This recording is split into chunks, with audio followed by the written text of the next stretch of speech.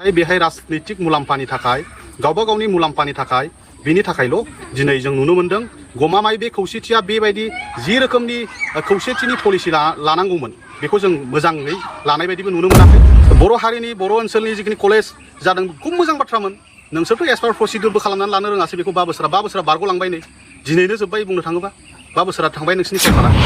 बे हिसाबै भिजन मिशनखौ नोंसोरो खुगाजों आरो लिरनायजों नङा नोंसोर प्रेक्टिकल माव खुगाजों दामाव। आंनि गोदान भिडिअ आंनि अननाय आरो मोजां मोननायखौ आं नोंथांमोननो सिबिग्रोनाय आरो अननायखौ जासिग्रोनाय थाबाय। नै आंनि बे गय बागानाव एसे बैजों दाख्लै आं एवखोन्दा दंबावोमोन आरोखि बेखौनो आं एवफैदों। बेयो आंनि गय बागान। दा जिखुनु हक जाया माने गरम बोथोर बहुतनो आं दा नोंथांमोननि सिगाङाव मोनसे भिडिअ लाना फैदों। दा गुवाहाटीयावनो मावो लयार कर्टनि रोंखा राखा बिमल चन्द्र मोसाहारी सारा। दा BTR जे एकर्डआ माबायदिमोन BTR एकर्डनि सायाव थन्ने थन्ने रोखा रोखा बुफ्रुदों। दा सोरबा प्रमद बर' सारा खिफिनाय मानि सैथो एबा एस नंगौ होनग्रा मानसिफ्रा बेखौ खोनासंनानै ला। दा जोंनि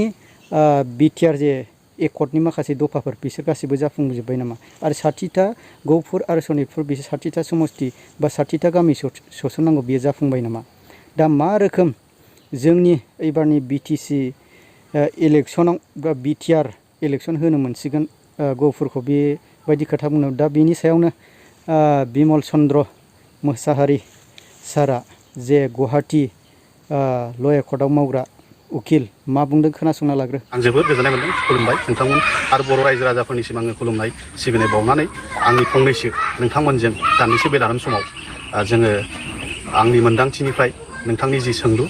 बर' हारिनि गेजेराव खौसेथि राजखान्थि बिथिङाव खौसेथि जानांगौनि गोनांथार जिनाखि दानि थासारिखौ नुनानै गोनांथार जानानै दङ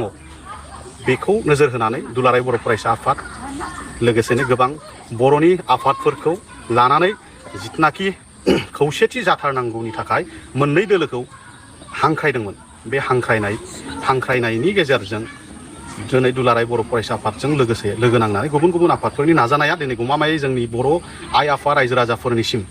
जोङो नुनो मोनो। आं बर' रायजो राजा आइ आफामोन आंबो सासे रायजोनि सासे सोद्रोमा हिसाबै बर' रायजो राजानि सासे सोद्रोमा हिसाबै नोंथांमोननि गेजेराव बेखौनो जों नुनो मोनबाय दिनैहाय बर'फोरनि गेजेराव खौसेथि जाहोनो हायैनि आरो जायैनि खारनफ्रा मा थानो हागौ।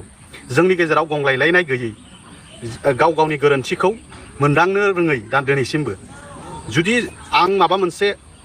न'खरसेयाव नांलाय खमलाय जायोबा देरसिननि खोथा जाय गोथों जायनि उन्दैसिननि खोथायाबो माब्लाबा गोथों जायो।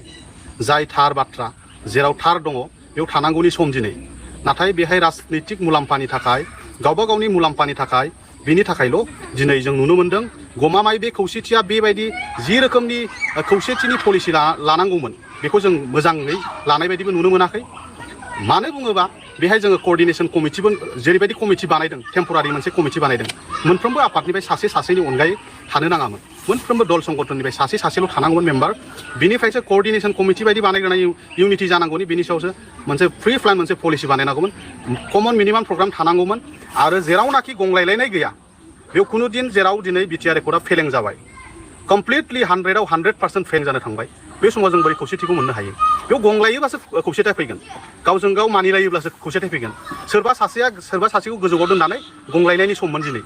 दिनै नाथाय जों बेखौ कमप्लिट फेलें जानो नुबाय। बे बर'नि इयुननि थाखाय मोजां लक्षन नङा आरो खौसेथिया बेजोंनो फैगोन गंलायनायनि गेजेरजों। सार दानि सोलिफु गभर्नमेन्ट BTR गभर्नमेन्टनि मिशन आरो भिजननि सायाव नोंथाङा मा बुंनो सानो? गमामायै जों ससियेल मिडियायाव नुनो मोनो थारमाने मानगोनां दानि CEM BTRनि बे CMनि आगदा आगखि गोबां गोरों मानसिफोर नुनो मोनो जोङो मानगोनां आदामोनखौ। बिथांमोना मा लेभेलनि भिजन मिशन खालामबाय थादों जों बेखौसो नोजोर होनो लुबैयो जे नैबे 5 बोसोर जि सरकार सालायबाय थादों जेब्लायबो cultural programme literary programme vision mission document बिदिजों बर' हारिनि इयुना रैखाथि जाया। बिनिखायनो रैखाथि जाया नोंथांमोननि बे भिजन मिशन डकुमेन्टारिलि भिजन मिशनजों जोंना बर' हारिया जौगाया। नोंसोरो प्रेक्टिकेल नलेज थानांगोन नोंसोरनाव बबे जाथावो बबे जाथावा गमामायै मोनसेबो एकर्डनि क्लजखौनो नोंसोर मावनानै लानो हायाखै नोंसोर भिजन मिशननि बाथ्रा बुंबाय थायो जों लाजिनायसो मोनो आरो मानो लाजिनाय मोनो होनबा नोंसोरनि भिजन मिशनखौ जों नुबोबायबा बोसोराव नोंसोर हायोबा भिजनलेस मिशनलेस बेफोरबायदि डकुमेन्टसो दिहुन जेराव नोंसोरना जेरावबो खामानि गैयि नोंसोर खामानि मावबाय थादों मोनफ्रोमबो नोंसोरनिखौ आं बै समाव बुंनाय बाथ्राया रोखा जानायखौ जों रायजो राजाफ्रा नुनो मोनबाय दिनै मोनसेबो क्लजनि एकाडेमिक इन्स्टिट्युसन मोनसेबोआनो जानो हायासै गमामायै थगायनाय 10 प्रभिन्सियलाइज जिनाखि कलेज जाबाय बेखौबोथ' नोंसोर लासिंसिंसो दिनैनि दिनाव एसे मोजां गभर्नमेन्ट इमान पावारफुल मोनसे बिजेपि एलायन्स गभर्नमेन्ट सोलिगासिनो दंमोन नोंथांमोना बे गभर्नमेन्टनि समाव नोंथांमोना प्रभिन्सियलाइजखौ प्रपार प्रसिडिउरजों खालामना होनो हायोमोनबा बिथांमोननि इयुन जोंनि बर' हारिनि बर' ओनसोलनि जिखिनि कलेज जादों खुब मोजां बाथ्रामोन नोंसोरथ' एस पार प्रसिडिउरबो खालामनानै लानो रोङासै बेखौ 5 बोसोरा बारग'लांबाय नै दिनैनो जोब्बाय बुंनो थाङोबा 5 बोसोरा थांबाय नोंसिनि सरकारा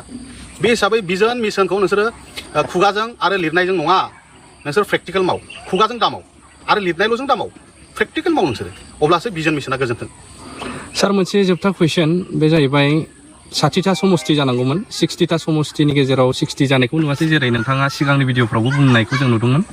लोगोसे गामि सोसननायनि बेनि बेलायाव नोंथाङा मा बुंनो सानो थारमाने जोंनिया जाहैबाय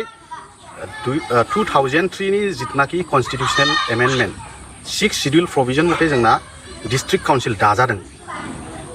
जिहेतु बे दानाय समाव गोबां रोखोमनि रिपर्ट बानायदों कन्स्टिटिउसनेल एमेन्डमेन्टनि सिगां गोबां रोखोमनि रिपर्ट लाग्रोनाय जायो बे ओनसोलखौ डिस्ट्रिक्ट काउन्सिल हिसाबै दायोब्ला बिनि स्ट्राक्चारा मा रोखोम जागोन पपुलेशन डेन्सिटिया बोरै जागोन बिनि फिगारा माबोरै जागोन बिनि स्ट्राक्चारखौ थ्रु कमिशनजोंसो दानाय जादों बिटिसिखौनो अब्ला नों साननानै नाय जितु कन्स्टिटिउसनेल प्रभिजनाव दङ बेसो जायोथ' बेखायनो बै समाव जोंना जेखौ जाथावना बे जाथावनाया जाहैबाय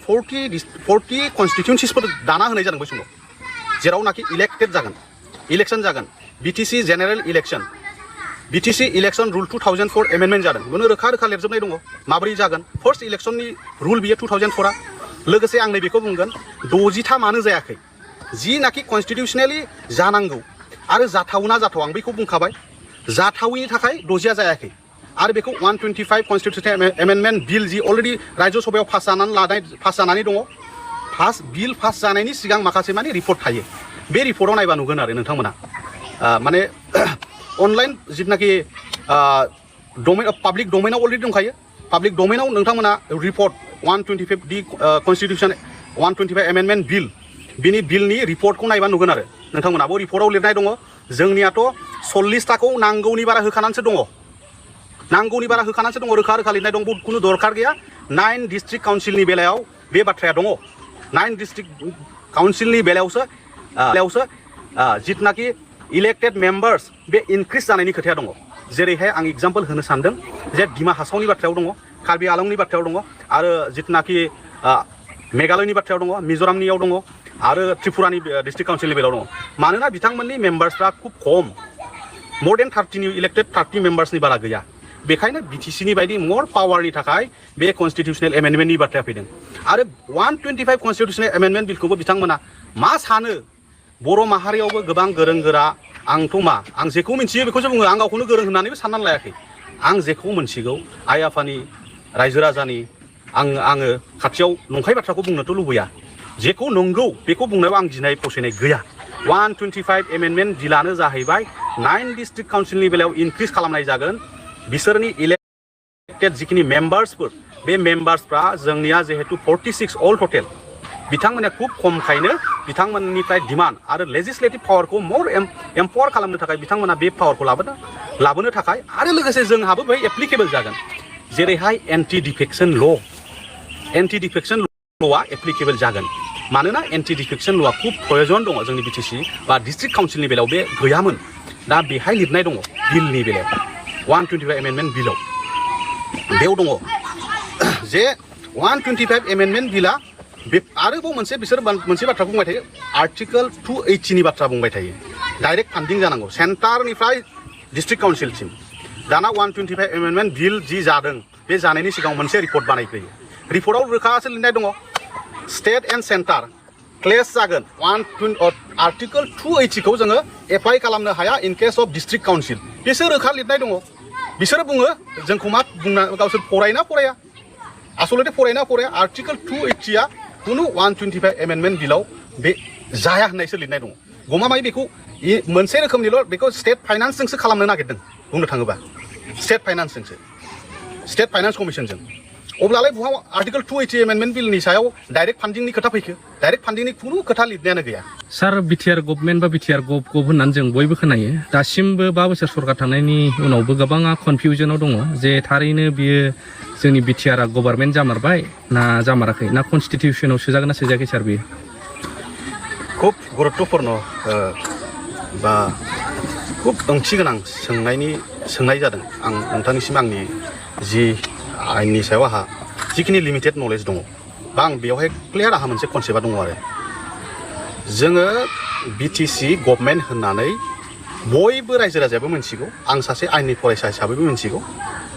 बिटिआर हिसाबै दिनैसिमबो जोंनि इन्डियान कनस्टिटिउसनाव आखर मोनसेबो गैया